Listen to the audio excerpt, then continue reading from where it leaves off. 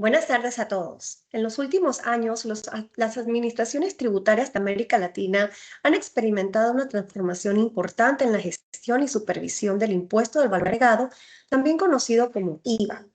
Esto impulsado principalmente por la digitalización y la automatización en los procesos fiscales. En Panamá, este impuesto se conoce como el impuesto a la transferencia de bienes muebles y prestación de servicios, o comúnmente conocido como ITBMS. Por ello, comprender la evolución de este tributo desde una perspectiva regional y el rol de la automatización en los últimos años es un tema bastante importante y clave de conocer. En ese contexto, les damos la más cordial bienvenida y les agradecemos por acompañarnos en esta sesión del Comité de Legislación de Impuestos de AmCham. El tema central que nos ocupa hoy es una visión regional del IVA y su automatización en la TAM. Antes de presentarles a nuestra invitada, queremos agradecer especialmente a nuestros patrocinadores, cuyo apoyo ha sido fundamental para hacer posible este evento que permite el intercambio y crecimiento profesional de los miembros de AmCham Panamá. Hoy nos sentimos honrados de contar con la presencia de Daniela Lavín, Chief Tax Officer en Brinta, donde lidera la estrategia fiscal regional y acompaña a compañías multinacionales en la transformación digital de sus procesos tributarios, integrando tecnología en facturación electrónica, determinación de impuestos y el cumplimiento en América Latina. Daniela es contadora pública con 17 años de experiencia en tributación internacional. Además, cuenta con un posgrado en tributación por la Universidad ORT de Uruguay y es magíster en fiscalidad internacional por la Universidad de La Rioja. Anteriormente fue asesora de la asesoría tributaria del Ministerio de Economía y Finanzas y líder y directora del equipo tributario de Pedidos Ya, acompañando en este contexto su desarrollo y expansión en 16 países de la región, incluyendo Panamá. Daniela ha representado a Uruguay y actualmente lo sigue haciendo en el Young IFA Network, en donde ha participado en múltiples ponencias y conferencias tanto en IFA e IVA. Es coautora del libro Inteligencia Artificial y Tributación, publicado en el año 2025, abordando desde el rol de contribuyente el uso de la inteligencia artificial y otras tecnologías aplicadas a la función fiscal. En el ámbito académico, fue docente de la Universidad de la República y actualmente dicta clases en el posgrado de Inteligencia Artificial y Tributación en la Universidad de Belgrano. Su enfoque combina una política tributaria, estrategia corporativa y tecnología, colaborando con empresas de gran relevancia a nivel regional y global. Daniela Lavín ha consolidado como referente en la TAM para generar impacto en materia de tributación y transformación digital. Daniela, en nombre del comité, te agradecemos hayas aceptado nuestra invitación y te cedemos la palabra. Muchas gracias, Iber. Realmente estoy muy feliz y muy agradecida por esta invitación. Gracias, Paula, gracias a todo el comité de AmCham. Cuando conversábamos hace unos meses atrás de la posibilidad de compartir con ustedes desde esta visión más regional, además se suma no solo quizás poder compartirles un poco mi experiencia, sino también el cariño que me une a Panamá, no solo por mi experiencia profesional, sino también porque hace muchos años que comparto una amistad con grandes colegas allá, así que nada, muchas gracias por esta posibilidad.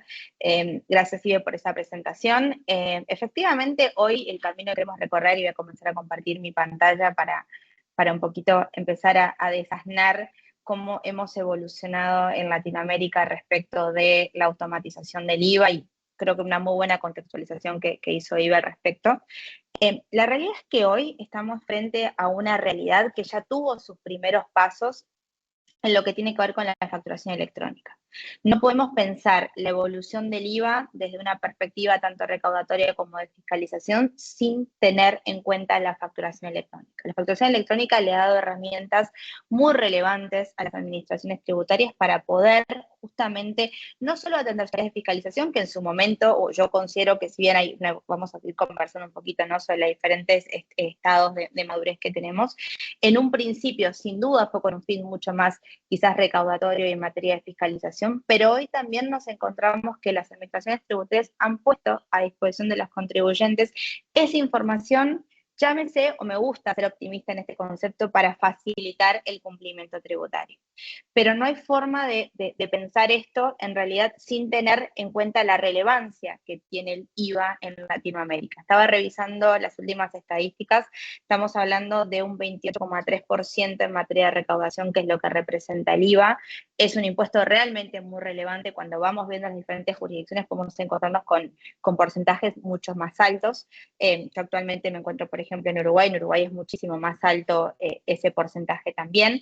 Y la realidad es que hoy también es posible que ese valor, esa alta recaudación, es posible justamente por toda esta información que llega a través de la facturación electrónica. Vamos a revisar un poquito qué es la facturación electrónica en sí y por qué es tan relevante en la TAM. Muchas veces nos sentimos que quizás en Latinoamérica estamos un poco más retrasados en algunos conceptos o quizás en algunas temáticas, pero no así en materia tributaria y no así en materia de facturación electrónica y automatización del IVA. Somos quizás los early adopters, para así decirlo, o quienes hemos adoptado con mayor antelación la facturación electrónica, que data desde principios ahí del 2010, 2012. Justamente se ha convertido en una herramienta muy importante, como mencionábamos, de fiscalización y de control para combatir esta evasión que había en materia del impuesto al valor agregado. Y también tenemos que tener en cuenta que ha variado mucho la madurez en función de cada una de las jurisdicciones. Pero esto no obsta que cuando estamos hablando del IVA en Latinoamérica, estamos hablando de que ya desde el 2012, 2010, 2014 tenemos jurisdicciones que han implementado la facturación electrónica, cuando todavía en Europa estamos hablando de implementaciones parciales o en diferentes países, y recién un modelo 2030 en el cual pensamos un IVA quizás consolidado con reportes automatizados cross región, para así decirlo, o cross comunidad europea. En este sentido, sí tengo el orgullo de decir que somos los precursores en esta materia, pero también nos ha desafiado desde la perspectiva del contribuyente, que es un poco lo que hoy quiero también desarrollar con ustedes, cómo nos posicionamos frente a administraciones tributarias que tienen muchísima información y que han evolucionado muchísimo también en su capacidad de gestionar y accionar respecto del ámbito. Siguiendo con esta línea de la presentación que quiero hacer hoy, podemos definirlo como desde la emisión hasta la automatización. Si bien todo comienza con obviamente con lo que es la implementación en cada una de las jurisdicciones de las regulaciones en materia de facturación electrónica, la realidad es que la información que hoy cada uno de nosotros, de nuestras empresas, cuando están enviando información a los fiscos, representa muchísimo bagaje de datos que les permite hacer esta fiscalización. También hay una realidad. ¿Qué otra finalidad puede tener el fisco? ¿Qué otro uso se le puede dar a esta información? Que quizás fue lo que hoy en día nos está siendo la tendencia, digamos, a nivel regional, es cómo utilizar esta información para prellenar o preparar o premostrar lo que serían los resultados de las declaraciones juradas de IVA. Acá también nos encontramos con diferentes estadios, y cuando hablamos de declaraciones prellenadas también tenemos que pensar en libros de IVA, donde tenemos el detalle de compras, ventas, que también hay una evolución importante en la región, y ya yendo un paso más, auditorías en tiempo real. Tenemos, por ejemplo, jurisdicciones como puede ser Chile o México, que ante omisiones o diferencias o inconsistencias entre la información que la administración tributaria propone y lo que el contribuyente termina declarando, prácticamente en tiempo real, al día siguiente o ese mismo día, está generando observaciones para que el contribuyente explique esa diferencia. Y es ahí donde el contribuyente tiene este desafío de, antes de estar presentando la información o su declaración jurada, su reporte, tener la información necesaria para poder contrarrestar cuando su reporte va a ser diferente a lo que el fisco está proponiendo. En este sentido, nos propusimos hoy traer un poco de lo que es el contexto actual, cómo estamos en Latinoamérica. Particularmente en Panamá tuve la posibilidad de trabajar en lo que fue una compañía que fue Early Adopter, la adopción temprana de facturación electrónica. La realidad es que este contexto es un poco lo que también nos vamos encontrando con muchas de las jurisdicciones. También lo tuve que hacer con Panamá y con otras jurisdicciones. Ha sido, la verdad, una tarea muy interesante, por eso me gusta traer el caso de Panamá, justamente, que es donde estamos hoy, pero la realidad es que en esta situación nos encontramos en un montón de jurisdicciones de Latinoamérica, pero me gusta este concepto de diferentes velocidades, una misma dirección. ¿Hacia dónde estamos yendo? A una automatización fiscal, una automatización tributaria, ¿a través de qué? A través de la información que proviene de la facturación electrónica. También acá quiero hacer como, antes de meterme en el detalle de cada una de las jurisdicciones, quiero traer a colación quizás una información muy relevante que reciben los fiscos de las diferentes jurisdicciones de Latinoamérica, que son las vinculadas a regímenes informativos.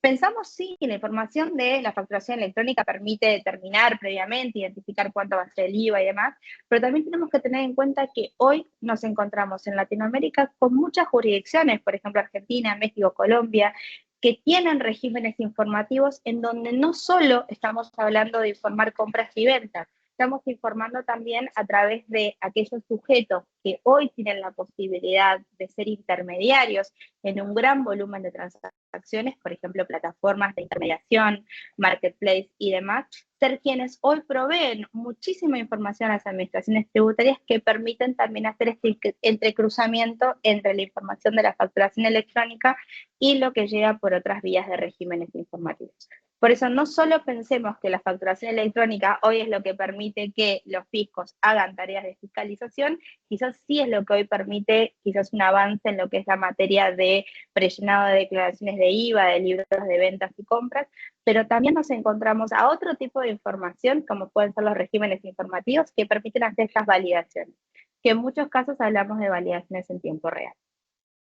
Yendo concretamente a la situación que hoy tenemos en Latinoamérica, Chile es sin duda el número uno en esta materia. Hoy hace muchos años no hoy, uno ingresa al portal del Servicio de Impuestos Internos y se encuentra con su formulario 29, que es la declaración de IVA, en donde están todas las ventas, todas las compras, desagregadas por tipo de comprobante fiscal incluso, también otros créditos que son determinados, actualizaciones y demás, toda esa información ustedes ya la encuentran directamente en el formulario 29.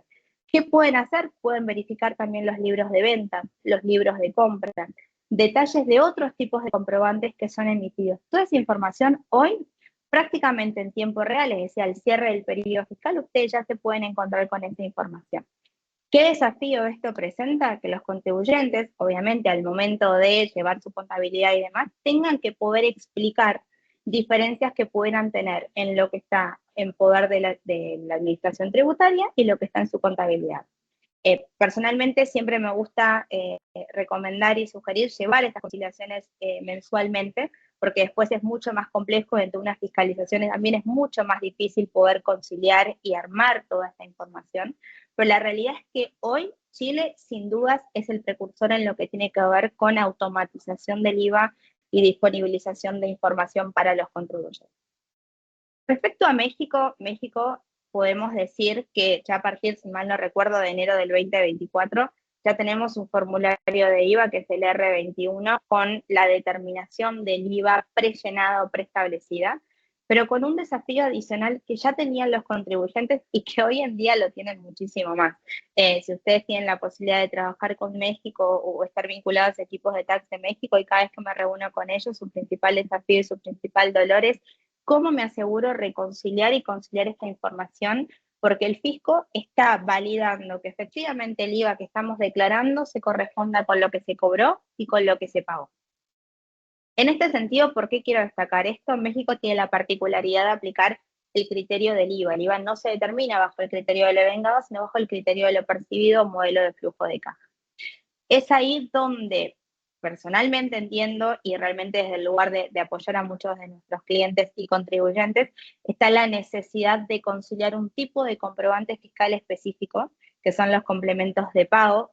No solo miramos facturas de compra, de venta, notas de crédito, también tenemos que revisar estos comprobantes fiscales. Y esto presenta un desafío, sí, por supuesto, la facilidad de tener una declaración jurada prellenada. Pero ¿qué acontece si al momento de reportar la contabilidad, que además en México mensualmente debe ser reportada la contabilidad electrónica, pudieran presentarse diferencias respecto a lo que el fisco está proponiendo? De nuevo, ¿facilita? Sí, pero también presenta un desafío. Argentina también en esta línea, en esta tendencia, en Argentina teníamos la particularidad de tener diferentes formatos de IVA en función del tipo de contribuyente y las actividades que realizaba el contribuyente en sí. No había ningún tipo de propuestas en estos formularios, que era el 731 y el 2002, y a partir de diciembre del año pasado, porque tuvieron una serie de prórrogas y demás, pero podemos hablar a partir de diciembre del año pasado, se implementó el formulario 2051, que es un formulario que ya utiliza información que estaba precargada en los libros de IVA, de compras y ventas que estaba en el portal de ARCA, anteriormente a FIP. ¿Y qué es lo que permite? Sí, facilitar lo que es la presentación, incluso con propuestas respecto a Argentina. Tiene una particularidad que es el IVA suele presentarse por las actividades, desagregado por las actividades que el contribuyente tiene declaradas en el fisco. Entonces, bueno, justamente esto ha venido a facilitar y demás, también utilizando información de la facturación electrónica, donde hay obviamente una asociación o una correlación en el comprobante fiscal de los conceptos y la actividad que el contribuyente realiza, pero también, de nuevo, siempre que tenemos la posibilidad de disponer del fisco de la información, tenemos el desafío, la necesidad, la obligación de revisar nuestra contabilidad, qué tan alineada o desalineada a eso está. Estas reconciliaciones pasan a ser fundamentales y, de nuevo, mensualmente, porque son todo tipo de declaraciones mensuales. Colombia también, ahí noto que me quedó un typo, declaraciones juradas sugeridas en base a la información. También Colombia va en esta línea, por ahora tenemos una tendencia en el IVA. Y acá no traje el caso de Uruguay, sé que Uruguay es un caso muy comentado por el IVA personalizado y demás, pero hoy la declaración jurada que tenemos en Uruguay propuesta tiene que ver con servicios personales. Y mi presentación se está enfocando más que nada desde la perspectiva corporativa. Pero también hay particularidades en ese sentido y hay un proyecto de que en Uruguay, donde la facturación electrónica ya está funcionando totalmente para los contribuyentes hace un año, 2 años, puedan también prellenar las declaraciones juradas. Pero lo que sí encontramos en la mayoría de los países de la TAM, y ahora vamos viendo un poco los que están en un modelo de transición o en una evolución, es la propuesta en materia de libros de compras y ventas. En aquellas jurisdicciones donde nos encontramos con facturación electrónica, es usual que las administraciones tributarias disponibilicen para los contribuyentes los libros de compras y ventas. Pero el proceso de automatizar una declaración jurada, más con la complejidad, porque una vez se subestima la complejidad de la mecánica de la liquidación del IVA, vuelve quizás un poco más compleja este paso hacia la automatización del IVA. Pero sin duda encontramos una tendencia clara. En Costa Rica, básicamente nos encontramos en una jurisdicción que la facturación electrónica es obligatoria y están en un proceso de lo que es prellenado de declaraciones de IVA. Por el momento sí tenemos lo que es un libro de ventas, un reporte de ventas, pero no así, y de compras, pero no así una declaración jurada prellenada. En Ecuador hay un plan piloto justamente para el formato de IVA. En Guatemala, si bien es una jurisdicción que también lleva muchos años con facturación electrónica ya implementada, no tenemos formularios prellenados, pero sí lo que nos vamos encontrando y cada vez más en una tendencia en los diferentes países de la TAM es, aún no habiendo una fiscalización en tiempo real o prellenado de declaraciones juradas, sí hay un control mucho más exhaustivo y quizás fiscalizaciones mucho más cortas en el tiempo en el cual son disparadas o anunciadas en relación a lo que nos encontrábamos antes. Porque de nuevo, el fisco ya tiene información que le permite tener ciertos controles, ciertas validaciones que ante cualquier inconsistencia puede derivar en un cuestionamiento hacia el contribuyente.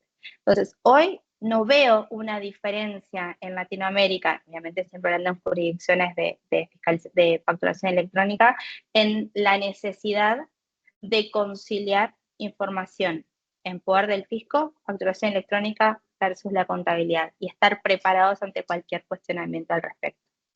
También en Salvador, donde tuve la posibilidad también de acompañar el lanzamiento de facturación electrónica, nos encontramos en un proceso de transición, en donde obviamente esto toma tiempo, no podemos dejar ajenos, digamos, a los diferentes tipos de contribuyentes. Quizás uno piensa que para la facturación electrónica siempre pensamos en empresas grandes que tienen ERPs o sistemas contables complejos. La realidad es que también muchas veces en varias jurisdicciones han hecho hasta test con empresas más pequeñas, quizás es más fácil para la utilización incluso de servicios directamente desde el fisco. Nos encontramos con diferentes tipos de planes pilotos y estadios de implementación. El Salvador está en esa transición. Honduras recién en piloto, y Venezuela, que tuve la posibilidad, creo que fue a finales de mediados del año pasado, de participar justamente en una sesión de facturación electrónica, ha dado sus primeros pasos, porque antes solamente existía algún tipo de facturación puntual para servicios masivos, igual que Bolivia, pero bueno, hoy en un contexto general podemos decir que esto es Latinoamérica. Obviamente es muy rápido. Después, si quieren, podemos ir en detalle con diferentes casuísticas y demás, pero este es el contexto que nos encontramos hoy. Perdón. Dani, Sí, perdón. me gustaría Dale. interrumpirte brevemente porque quisiera aprovechar el contexto de lo que estaba comentando hace unos instantes en cuanto a todos estos países que tienen pues un desarrollo bastante significativo en la materia. Y de hecho me Perdón. llama la atención, no sé, en tu experiencia, ¿cuál ha sido la posición de las autoridades tributarias en cuanto a la posibilidad de hacer algún tipo de corrección en cuanto a cualquier fallo o inconsistencia, pues que sabemos que los sistemas son creados por humanos, entonces pueden haber errores, ¿no? Ahí, a ver, la realidad es que también tiene mucho que ver con lo que son los planes de contingencias que hay en materia obviamente, de lo que son los propios sistemas de facturación. Quiero traer un ejemplo puntual. El 1 de enero, y adelantado un poco a lo que pasó, a lo que voy a hablar de Brasil, entra en vigencia los nuevos impuestos en Brasil y modificaciones directamente en lo que sería PAS, un sistema nacional de facturación. Falló absolutamente toda la facturación, fue un caos, o sea, el país entero, o muchos de los municipios que habían adherido, no quiero decir el país entero, pero estamos hablando de muchísimos municipios que habían adherido a lo que es la facturación nacional, y básicamente lo que fue la facturación de ese 1 de enero, por más que se venían a hacer test, pruebas y demás, fue un caos. Entonces, lo que te puedo decir es que la realidad es que hay muchas fallas al momento de implementar esto. Creo que ahí lo importante es de qué forma el emisor de facturación tiene controles también sobre lo que está enviando a emitir. Nosotros siempre recomendamos, y esto no importa el nivel de madurez de que tenga la jurisdicción en materia de facturación electrónica, es fundamental que haya un control y que trabajen en los casos que se trabajan con emisores autorizados, que es en la mayoría de las jurisdicciones PACs, como suelen llamarse, asegurar tener un control del estatus de cada uno de los comprobantes que se envían, para saber si efectivamente fueron emitidos, si alguno quedó retenido, si hay saltos en la numeración. Eso es clave, porque muchas veces me ha pasado en mi experiencia de que se emiten, parece que está todo funcionando bien, aprobado, llega, te devuelven incluso un número de folio y demás, pero después puede acontecer incluso algún error en el proceso, y es el contribuyente el que tiene que salir a explicar qué es lo que pasó, cuando en realidad dice, pero bueno, yo me mandé emitir esta factura, recibí mi folio y demás,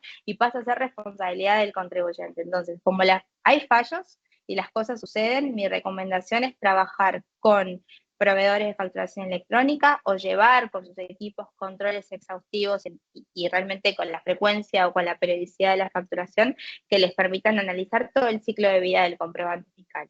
Lo que estoy diciendo no es algo fácil, no es algo gratuito, pero es algo súper necesario. Súper buenísimo, gracias. No, por favor. Me encanta este tema, un poco ya lo spoileé recién, pero bueno, lo quiero compartir con ustedes. Creo que la reforma tributaria de Brasil es un hecho histórico en la región, una reforma tributaria que llevó más de 30 años de discusión, increíble. Costó mucho ponerse de acuerdo. Para los que no saben, Brasil tenía, o tiene, porque está mal decir que tiene un sistema en donde se tributa a 3 niveles, nivel federal, nivel estadual y nivel municipal. Estamos hablando de más de 5.000 municipios, y la facturación de todo lo que tiene que ver con servicios se hace, o se hacía, o se está transicionando a un modelo nacional a nivel municipal. Entonces tenemos empresas que pueden tener presencia en los 5.000 y pico de municipios de Brasil, y tenían que emitir su facturación en caso de que prestaran servicios en esos municipios en cada una de ellos. Permítanme decir con todo el respeto, una locura realmente. Entonces, eso hacía mucho más complejo. Brasil es realmente un sistema tributario muy complejo. No creamos que esta reforma tributaria, como por arte de magia, va a solucionar. Es una reforma tributaria que además tiene la particularidad que estamos hablando de muchos años de implementación, empieza en 2026 y termina en 2033. Va a ir transicionando de este modelo en donde hablábamos de diferentes impuestos, donde tenemos un ICMS, ISS, PIS, COFINS y un impuesto específico más como para sería bienes suntuosos y demás, el IP, va a migrar a lo que sería IBS y CBS, o sea, pasó de como 5 IVAs quizás a 2 o 3 IVAs porque va a seguir un impuesto selectivo. Pero no es algo que empiece una reforma tributaria, dejamos de tener 5 impuestos y pasamos a tener 3, no, la realidad es que no es así, es progresivo, va a haber una transición, pero ponerse de acuerdo de estos 3 niveles de tributación a que hoy existan 2 niveles o van a ir migrando a 2 niveles de tributación, no solo tuvo un costo a nivel país de implementación y para mí histórico, no sé si hay otro país en el mundo que haya invertido tanto dinero en tecnología para facilitar al contribuyente, pero también le planteó un desafío. Eso es Brasil hoy. Brasil hoy estamos hablando de que centralizó su emisión de facturación electrónica, que además Brasil fue precursor en facturación electrónica, en un sistema nacional. Este sistema colapsó los primeros días, pero logró sobrevivir y está emitiendo no sé cuántos billones ya de comprobantes fiscales, realmente es todas las magnitudes que podemos imaginarnos de Brasil. Llevó a este modelo único de facturación, en donde durante este año se incorporaron los impuestos, pero no van a tener, los impuestos se incorporaron los nuevos IBS, CBS, pero no están generando un cargo de esos impuestos, simplemente es para poder adaptar los sistemas y poder reflejar el impacto que van a tener, pero después progresivamente se van a ir tributando esos impuestos. Escala masiva y cumplimiento en tiempo real, ¿por qué quiero destacar esto? Porque la realidad es que además Brasil está trayendo un modelo que Brasil plantea como innovador, quizás no sé si es innovador porque tenemos muchos países en la TAM que ya están proponiendo un prellenado de declaraciones juradas, pero lo que va a hacer es que al cierre del mes, es decir, la semana inmediata siguiente del cierre del mes, ya va a estar lo que es propuesta esta liquidación asistida o oposición asistida, como ellos suelen llamar o se definió, en el cual va a estar propuesto la determinación de estos nuevos impuestos. Pero también, ¿todo por qué? ¿O dónde proviene eso? Efectivamente, de la facturación electrónica, de esta centralización de la facturación electrónica. No podemos concebir, insisto, un modelo de automatización de IVA si no tenemos información de facturación electrónica.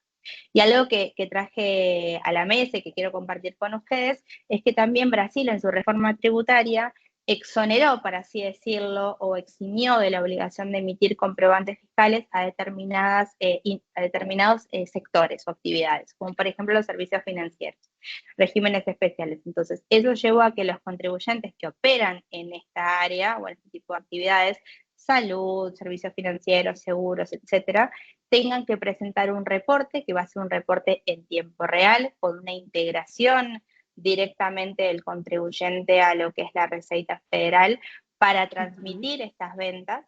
También es una implementación progresiva, todavía no tenemos fecha para la primera entrega va a incluir información reducida que va a permitir hacer este mapeo entre las cuentas del cliente, perdón, del contribuyente y lo que es el fisco, pero también un modelo muy innovador en ese sentido, porque estamos hablando de transmisión de ventas en tiempo real, en donde no hay un comprobante fiscal detrás, pero sin embargo esa información va a ser la que permita al fisco proponer esta liquidación de los impuestos indirectos. Dani, y una pregunta Sí, también me llama la atención. ¿Estos modelos también prevén tener una conexión entre el IVA y el impuesto sobre la renta? en realidad hoy esta información, por lo menos en el caso puntual de Brasil y otras jurisdicciones de la TAM, no está teniendo como una propuesta directa lo que es impuesto sobre la renta. Pero sí lo que he experimentado es verificaciones que se han hecho respecto de la información de los ingresos sobre el IVA Ujú. anuales versus los ingresos reportados en ganancias o en impuestos sobre la renta, y cuestionar o pedir que se justifique esa diferencia, que todos sabemos que esa diferencia va a acontecer porque estamos hablando de bases diferentes, pero sí hoy eso sí lo he visto, y de hecho hemos trabajado en varias jurisdicciones para implementar una conciliación de ingresos en materia de IVA y ingresos sobre impuestos de la renta.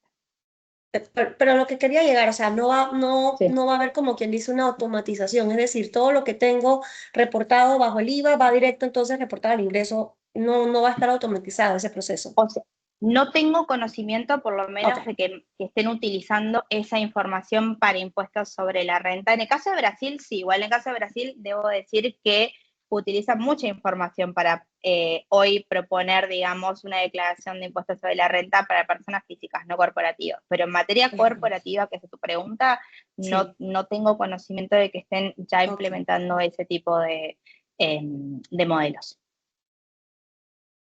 Haría sentido, digo, que empiecen a hacerlo, y que de hecho lo que el contribuyente tenga que explicar, como hoy hacen para personas físicas, que sí hay en un montón de países, que lo lleven a un modelo para corporativo. Sí, Sí. para empresas. Gracias. No, por favor. Bueno, yendo a este flujo que comentábamos, de la emisión a la declaración de impuestos, este flujo de cumplimiento continuo, todo debe conciliar. Y acá volvemos siempre a este concepto, todo debe conciliar. Hablamos de que los registros contables, la contabilidad no es ajena, tenemos jurisdicciones donde la contabilidad se reporta mensualmente, caso de México, en otras que se reporta anualmente, caso de Perú, la facturación electrónica, información en tiempo real que reciben los fiscos que hoy han implementado, las jurisdicciones que hoy han implementado facturación electrónica, y declaraciones juradas y otras obligaciones tributarias, que sí, en muchos casos se prellenan o se sirven de la información de la facturación electrónica, pero en otras no, pero igualmente el contribuyente debe poder explicar y debe poder conciliar estas tres verticales o estas tres fuentes de información. Todo debe estar relacionado, todo debe estar conciliado.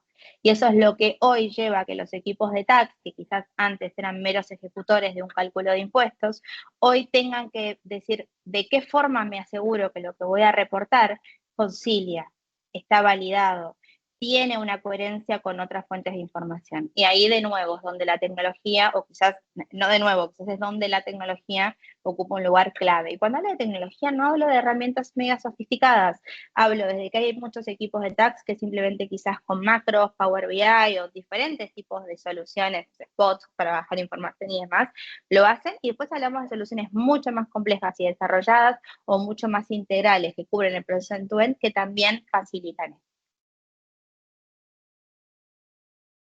Quise traer algunas preguntas que muchas veces me hacen y que creo que pueden ser interesantes acá a conversar con ustedes, y simplemente son disparadoras, porque después me gustaría también escuchar de la audiencia, nada, consultas o quizás experiencias que tengan al respecto. ¿Cuáles son los principales desafíos que enfrentan hoy las empresas para adaptarse a estos modelos cada vez más digitalizados? Yo les decía al comienzo de la presentación que quería hoy charlar de cómo, desde la perspectiva de los contribuyentes, estamos haciendo frente a esto. De nuevo, si quieren, voy un paso atrás, y lo que sí puedo decir es que las administraciones tributarias ya ahora han invertido y han comenzado a utilizar muchísimo esta información. Cuando hace muchos años atrás, cuando trabajaba en la administración pública y estábamos dando quizás los primeros pasos en regímenes informativos y demás, y facturación electrónica, yo siempre tenía como esta imagen, ¿no? Como, me imaginaba como un cuarto lleno de papeles tapados, que uno abría la puerta y se caían y que nadie podía hacer nada con esa información. Esa era mi idea de lo que eran las administraciones tributarias.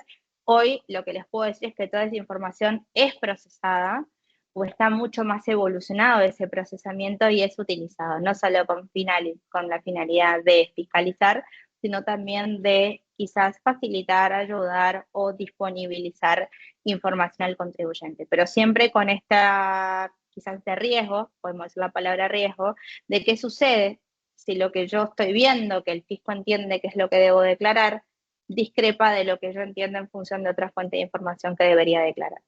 Y ahí es donde vienen estos principales desafíos, y empezamos a ver desde una perspectiva regional, si quieren, y creo que es lo más importante porque la idea de hoy es hacer una visión regional del IVA, esta hiperfragmentación regulatoria. Cuando queremos centralizar, quizás si nuestros equipos de tax buscan la forma de decir, bueno, ¿cómo estandarizo procesos, cómo reviso y demás? Si ven el IVA, parece todo muy lineal, bueno, voy a revisar las ventas, agarro mi reporte de ventas mi reporte de facturación, miro mi libro de ventas contable, miro mis cuentas de ingresos, hago una conciliación con eso, voy a la información del fisco, reviso cuándo puedo tener una diferencia o dónde puedo tener una diferencia, pero ya después me voy a Perú, donde tengo que ver el concepto de cuándo lo pagué, cuándo lo cobré, en función de las detracciones. Me voy a México, concepto similar, flujo de caja, tengo que revisar que efectivamente en función del método de pago tenga el complemento de pago emitido o no, relacionarlo. De nuevo, tenemos una fragmentación regulatoria. Entonces, ¿cómo nos aseguramos de que los controles que estamos implementados tienen esa localización y a su vez tienen esa estandarización? Esto va alineado quizás o desalineado con esta desalineación tecnológica que mencionaba en el punto siguiente. Nuestros ERPs, nuestros sistemas contables, muchas veces no están preparados para este nivel o esta granularidad en los controles y en la información. Y es ahí donde resulta clave decir, bueno, ¿de qué forma, qué procesos voy a implementar para poder realizar estos controles? Controles que además, en función de la jurisdicción, podemos tener hasta desafíos de tiempos. A mí me gusta traer el caso de Paraguay. Paraguay, en función del RUT, de su último dígito de la identificación tributaria, el vencimiento puede ser el día 7 del mes, en los primeros días del mes. Y quizás la empresa cerró el cuarto día hábil. Estamos hablando quizás de 2 o 3 días o menos, porque si cayó un fin de semana, para poder reportar ese IVA y cómo me aseguro de poder tener revisada y conciliada esta información. Ahí es donde se torna sumamente importante tener herramientas que permitan a los contribuyentes poder hacer estas verificaciones en tiempo y forma, adelantarse, anticiparse, incluso tener revisiones. No sé, me viene a la mente ahora, por ejemplo, cuando puede haber nuevos tipos de ingresos, que en el momento de presentar la liquidación puedan generarse incluso una diferencia, una variación, un criterio, lo que sea. Bueno, toda esta hiperfragmentación regulatoria, sumada a que es muy difícil que tengamos sistemas contables que tengan este nivel de particularidades, digamos, configuradas, hacen un desafío a la tarea de cumplimiento tributario y que ya no sea el mero cumplimiento, sino también una estrategia. Nos enfrentamos a equipos de tax que cada vez tienen que ser más analíticos y menos operativos, dejando ese rol operativo quizás a lo que puede ser la tecnología. Este cambio organizacional inevitable, esta necesidad de empezar a trabajar relacionados con equipos de IT. Equipos de IT, o también me atrevo a decir, empezar a incorporar dentro de la función de tax perfiles que tengan este conocimiento de datos, de macros de Excel, de Power BI, etcétera, etcétera. Para mí también lo que nos presenta esta nueva era de digitalización y tecnología y demás es repensar al profesional tributario desde su rol, ¿no? Ya no podemos concebir solamente el hecho de una persona que es muy necesaria toda esta parte, ¿no? Conocer la normativa, entender la lógica y demás, pero también de qué forma hacen más eficiente el trabajo, de qué forma me cuestiono lo que estoy haciendo, salgo de esa zona de confort y lo hago desde otra manera o busco hacerlo desde otra manera. Es ahí en donde también, cuando hablo de relación entre las diferentes áreas de la organización, también estoy hablando de la propia área de tax que tiene que empezar a repensar su rol. Y tiene que repensar de qué forma. Y muchas veces hay personas que tienen más habilidades para eso, otras quizás no tanto. Pero bueno, ¿de qué forma busco poder hacer mi trabajo que agregue mucho más valor y que mi rol también agregue mucho más valor? Esto obviamente puede ser todo un tema de discusión y otra sesión, sin duda, pero digo, también tenemos que pensar esto, ¿no? Como este cambio organizacional y cómo nos plantamos desde nuestro rol de especialistas tributarios o analistas tributarios. Supervisión fiscal en tiempo real. Administraciones tributarias con mucha información, con muchos más recursos que los que pueden tener las empresas. Ya no podemos pensar solamente en espero que el fisco venga hacia una posición reactiva, sino esta posición proactiva de antes de dar un enviar, entender qué estoy transmitiendo al fisco y de qué forma implemento controles que me permitan estar seguro de lo que estoy transmitiendo. Seguro es una palabra muy difícil porque digo, siempre puede suceder algo, ¿no? El fisco siempre puede encontrar algo o puede cuestionarnos algo, pero por lo menos tener las herramientas necesarias en caso de que así acontezca, de poder rebatir y poder explicar eso. Y también, algo importante, los tiempos. Tenemos intimaciones, lo hemos visto, lo hemos experimentado, intimaciones quizás de muy pocos días, de un día para el otro, 5 días, 4 días, y hablamos de volúmenes de información gigantes, que dependemos de una prórroga y demás. Bueno, ¿cómo me aseguro de por lo menos lo que ya sé que me pueden cuestionar, esta conciliación entre los ingresos del IVA, ingresos brutos en Argentina, ingresos del IVA de ganancias, otro tipo de controles? ¿Cómo me aseguro que esa información efectivamente yo la tengo accesible para poder entregar al fisco? Explosión de datos y riesgo de gobernanzas, nada, este punto que también viene de la mano con lo que estamos hablando. El fisco tiene muchísima información. Bueno, ¿qué hago yo, contribuyente, con toda esa información? Y es ahí donde los equipos de tax, que somos los que sabemos lo que necesitamos o lo que nos pueden cuestionar, tenemos que estar preparados para rebatir eso. Ahí, ¿qué oportunidades trae? También hay que ver esta parte, ¿no? No solamente son los desafíos, también tenemos un montón de oportunidades, y es esto, a mí me gusta pensarlo de nos sacan de la zona de confort y de qué forma nosotros nos paramos frente a esto, ¿no? Esta reducción estructural del riesgo fiscal, porque empezamos a implementar mucho más controles, empezamos a ser mucho más dueños de esta información y gestores de la información que vamos a transmitir al fisco, menos fricción operativa y menor dependencia de procesos manuales. Esto también es muy relativo, ¿no? Yo he tenido la suerte de encontrarme con un montón de empresas que entiendo que es la mayoría que están en este camino de la automatización o de buscar de qué forma hacen más eficiente el trabajo, pero también tenemos estructuras quizás mucho más rígidas, que es muy difícil implementar este tipo de cosas, y ahí obviamente nos enfrentamos a un montón de desafíos, pero creo que hay como un consenso, y me permitiría decir un consenso generalizado, de que la tarea manual que no le aporta al quien está haciéndola, creo que eso ya está transicionando. Bueno, ¿de qué forma puedo hacer esto mejor? Incluso en materia de reducción de costos, y cuando hablo de reducción de costos no hablo de que una persona sea suplantada por una máquina, hablo que esa persona con todo ese conocimiento y ese potencial utilice la información que proviene de la tecnología quizás para poder hacer su trabajo. A esa persona le va a dar mucho más valor, y a la empresa también le va a dar mucho más valor. Conciliaciones automáticas de IVA, cómo implemento este tipo de controles, mejor flujo de caja por visibilidad anticipada de posiciones fiscales, también esta capacidad de tener información que me permite hacer estimaciones, revisar prácticamente en tiempo real cuánto me está dando mi posición de IVA, tomar estrategias, ver incluso algún tipo de acción durante el propio mes o el periodo fiscal. La data fiscal como activo estratégico, yo siempre creo que la información es fundamental, y cada vez más estamos migrando a un concepto de tengo información, tengo que hacer algo valioso con eso. Por eso hay muchos más equipos de planificación tributaria, por ejemplo, ahora en las empresas, ¿no? Esta escalabilidad regional con modelos tecnológicos estandarizados, lo que yo mencionaba, de qué forma busco una solución que contemple estas particularidades, pero que a la vez me permita cumplir con este objetivo que es controles, básicamente. Y la tecnología como aliada estratégica. Y ya como quizás reflexiones finales de mi parte, ¿qué deberían priorizar las empresas? A mi juicio, una arquitectura tecnológica flexible y escalable, no solamente soluciones aisladas por país. A mí me gusta pensar, y cuando tengo la posibilidad de conversar con clientes de cómo puede ser la implementación de una solución, de verlo regional, de verlo en virtud de las diferentes líneas de negocios, de las diferentes entidades jurídicas y demás. Una gobernanza integral del dato fiscal, o sea, la información como este activo estratégico que yo mencionaba antes, esta integración de las diferentes áreas, de qué forma trabajamos coordinadamente, porque entre todos esta sinergia va a ser muchísimo más valiosa, y el resultado va a ser mucho más escalable, importante y relevante. Esta automatización con enfoque predictivo, no solo reactivo, lo que yo les decía, no esperemos que el fisco nos venga a buscar, posicionémonos antes y estemos preparados para eso. Y este uso de Analytics y AI para monitoreo continuo de riesgos y para cualquier información de la gestión tributaria es claro. Y acá cuando estoy hablando, de nuevo, no pensemos en modelos súper complejos. Ay, perdón. No, muy buen punto, decía, que siempre estemos pendientes y no esperemos a que la autoridad venga y nos toque la puerta.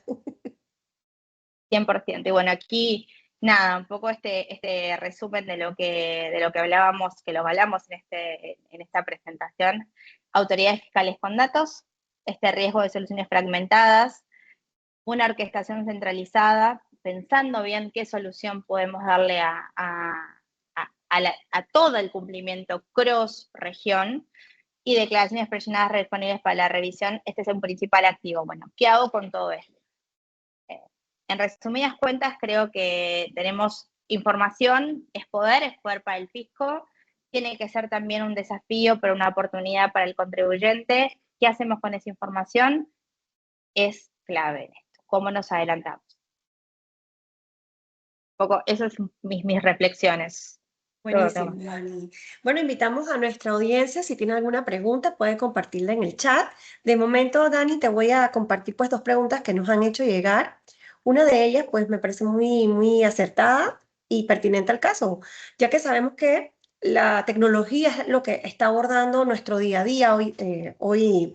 Y bueno, tenemos una pregunta aquí relacionada precisamente, ¿qué recomendarías a Panamá respecto a la aplicación del IVA y a los servicios digitales? En Panamá tuve la posibilidad cuando hubo algún proyecto de ley de leerlo, participar y demás en esto, de buscar un pie de igualdad entre los prestadores de servicios locales y los prestadores de esta lucha, ¿no?, entre los no residentes. Panamá me sorprende que al día de hoy todavía no esté transitando ese camino, pero hay muchísimos países que no lo han hecho todavía. Solo para comentarles qué modelos tenemos hoy para tributar servicios digitales, tenemos el modelo de agente de retención o agente de percepción, es decir, cuando se define que un sujeto establecido, que es quien opera o media o intermedia en los fondos vinculados al pago de esas transacciones internacionales, sea el encargado de calcular, recaudar y pagar ese impuesto al fisco. Casi siempre en esos casos el impuesto es recargado al usuario, que es el sujeto que está localmente, lo paga, y el intermediario, casi siempre es un procesador de servicios de pago, adquirente de medios de pago y demás, se encarga de recaudarlo y verterlo al fisco. Después tenemos el modelo que sigue los lineamientos de hace muchos años de la OCDE, de lo que es el registro simplificado en materia del IVA, registro simplificado y determinación del impuesto y pago y demás. Ahí tenemos muchísimas variantes alrededor de la TAM. Para mí el mejor modelo de esos lo sigue Chile, es el más sencillo, es muy fácil registrarse y pagar, y todos los meses hacerlo de esa manera, lo puedes hacer con tarjeta de crédito, muy sencillo. Perú sigue un modelo similar. Hay otros países que complejizan un poquito más, quizás con la designación de representante legal, etcétera. Y después tenemos el modelo, o quizás el que sigue algunos principios básicos, como es, bueno, presencia económica significativa en función de los ingresos, bla, bla, bla. ¿Qué me pasa a mí cuando pienso de nuevo, tuve la posibilidad en noviembre cuando estuve allá de hablar del diseño del impuesto? Yo personalmente siempre creo que el mejor diseño es el del registro simplificado de pago. Pero también ahí deja en cuanto a diseño, no quiero decir que en cuanto a efectividad la recaudación, ¿no? Ahí deja al fisco la libertad, digamos, o sea, depende de que el contribuyente tenga su buena voluntad, se registre el pago. Hay una tendencia de empresas, que son aquellas que recaudan mayor cantidad de fondos a nivel local porque han crecido a nivel internacional. Esas empresas van, se registran, pagan, no tienen ningún problema.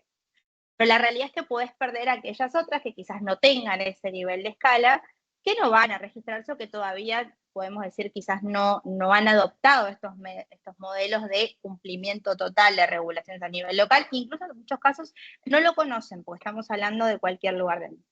Respondiendo a tu pregunta, personalmente creo que el modelo de registro pago sería el modelo más adecuado, porque a nivel contribuyente a mí personalmente me parece que ordena mucho, pero el más fácil de implementar, que es muy plug and play, es justamente el de designar a los procesadores de pago como agentes de retención o agentes de percepción y agentes de información para lo que es la recaudación del impuesto. Interesante. Bueno, ¿Opinas? tenemos otra pregunta acá. Dice, ¿cuál es tu observación con respecto al IVA brasileño y factura electrónica? Bien, ahí está un muy buen punto. Había la pregunta en el chat. ¿Qué es lo que, primero, la facturación electrónica en Brasil lo que tiene es esto, ¿no? De que ya está, te permite el cálculo de impuestos inmediato, es prácticamente todo, o sea, todo el ciclo de vida del IVA o de los IVA se terminan con o sea, empiezan y terminan con la facturación electrónica. Después es muy sencillo para el contribuyente hacerlo. Sí es cierto, y esto es obviamente un tema de diseño y un tema de recaudación, sigue siendo aún complejo en esta transición, de nuevo, no estoy hablando del modelo de reforma tributaria, va a ser muy parecido a Argentina, donde tenemos 2 impuestos básicamente y ya, pero en esta transición está siendo extremadamente complejo para los contribuyentes, porque además tenemos temas formales, justamente porque se incluye el impuesto, pero el impuesto no tiene que ser pago, pero si por ejemplo el contribuyente no lo calculó, no lo va a poder, o sea, no lo incluyó en la factura, entra en omisión, o sea, está siendo muy complejo operativamente este proceso de transición, pero pensando cuánto va a ser, lo que veo que va a ser exactamente igual a cualquier otra jurisdicción. A mí no considero que Brasil haya sido nada diferente de lo que me puedo haber encontrado en Argentina o en alguna otra jurisdicción. En Argentina la única diferencia es que el ingreso bruto no se incluye en la factura y no se determina ahí, pero sí es una fuente de información para el fisco. Yo no veo ahí una diferencia. Sí creo que hoy es extremadamente complejo y van a ser años muy duros para los contribuyentes en Brasil. Bueno, ya que estamos hablando de todo este tema tecnológico, ¿cuáles serían tus recomendaciones en cuanto a, tú sabes que hoy día los delitos están cambiando, ahora tenemos estos delitos donde están muy común los hackeos, el robo de información? ¿Cuál sería tu recomendación para prevenir una situación como esta? Y esta pregunta la hago desde el plano general, ya que esto puede aplicar tanto para una autoridad tributaria como para los contribuyentes, pero en tu experiencia que has visto tal vez las dos caras de la moneda, ¿qué nos puedes decir al respecto? Ya ha pasado, no me acuerdo si fue el año Me lo pasado o puedo el anterior, imaginar. creo que fue en 2024, pasó, creo que fue con ARCA, una filtración de datos y demás. Yo trabajo todos los días con información sensible de mis clientes y pasamos auditorías muy complejas de empresas multinacionales, porque tenemos obviamente todo un equipo de seguridad de datos y demás. O sea, creo que, o sea, en este momento estoy viendo a la persona encargada de eso, por eso me estoy riendo. Creo que el desafío más grande y ahí en donde realmente las empresas tienen que ser muy cuidadosas es cómo gestionan esta información. El otro día en la clase del posgrado también hablaban, no, bueno, sí, porque ChatGPT ayuda mucho quizás, pero no puedo porque no puedo poner información sensible. Y bueno, hay otras soluciones que no expones los datos de esta manera y que está como mucho más resguardado. Creo que primero las empresas tienen que tomar, que no sé yo, medidas con expertos en seguridad informática para poder justamente blindar lo más posible. Hoy sí creo que hay medidas muy buenas que permiten blindar esto. Pero desde el momento que hemos tenido filtraciones de información en empresas, en bancos y demás, creo que nadie puede estar exento. Sí, lo que nosotros aseguramos y que es muy importante ahí son determinadas normas de seguridad que tienen que ser validadas y ser cumplidas, ya sea con cualquier proveedor que contraten, incluso las empresas también para asegurar que esa información está blindada. Y los fiscos ni hablar, ¿no? Sí, no, y creo que también esa recomendación aplica también no solo para las empresas, sino para las personas naturales. Hace un tiempo Bueno, leí que en México, es por muy buen ejemplo, punto ese. tú me puedes corregir si me equivoco, pero leí que en México inclusive una persona puede tener en su celular todo el tema de la facturación electrónica y a esta persona le habían robado el celular. O sea, que no solamente hay que pensar en los hackers, que sí, es muy posible y es una realidad hoy día, sino también qué pasa si se te pierde el celular o te lo roban. A esta persona le habían facturado desde su celular, pero Sí, bueno, él es verdad, yo pudo, escuché eso. pudo demostrar de que me habían robado y porque imagínate, esta persona, si mal no recuerdo, se dedicaba a el diseño paisajístico, pero entonces la facturación que le empezaron a hacer era exorbitante, que no Claro. coincidía con su modelo de negocio. Pero bueno, es solo un comentario que es un No, tema que hay que tener mucho cuidado. pero todo va de esa mano, la mano, ¿no? La importancia de la seguridad de la información, ¿no? Exactamente. Bueno, Dani, de momento no veo ninguna otra pregunta en el chat, así que pues Si hubo muchas alguna gracias pregunta que nuevamente. no quedó respondida, no hay problema. Yo les dejé en la Sí, presentación mi contacto, me pueden buscar en LinkedIn. Un gusto, mil gracias por esta invitación. Fue un gusto compartir no, este rato con ustedes. muchas Gracias a todos gracias los a que se ti. sumaron también. De verdad que súper enriquecedor y muy interesante conocer todo lo que está pasando en otros países, ya que como te había comentado, pues Panamá estamos empezando a dar nuestros pasos en estos temas, estamos en esta implementación y evolución al mismo tiempo, tanto la autoridad tributaria como nosotros los contribuyentes, pero conocer qué pasa en Latinoamérica en general, en estos otros países que están mucho más desarrollados, como comentaste, Sí, Brasil, Chile, Colombia, Argentina, pues es como quien dice una mirada a lo que puede venir, a un futuro no tan lejano, ¿no? exactamente. Hay una tendencia clara y a eso vamos en Latinoamérica. Y el CIAT también, que el CIAT está muy vinculado a Panamá también, digo, va en una tendencia en ese sentido. Así que nada, gracias por esta invitación, a disposición para cualquier idea que quieran intercambiar. Bueno, muchas gracias a ti, Dani, y esperamos verte pronto por acá y gracias a toda nuestra audiencia por acompañarnos. Que tengan una linda Muchas tarde. Hasta gracias. luego. Chao. Chao.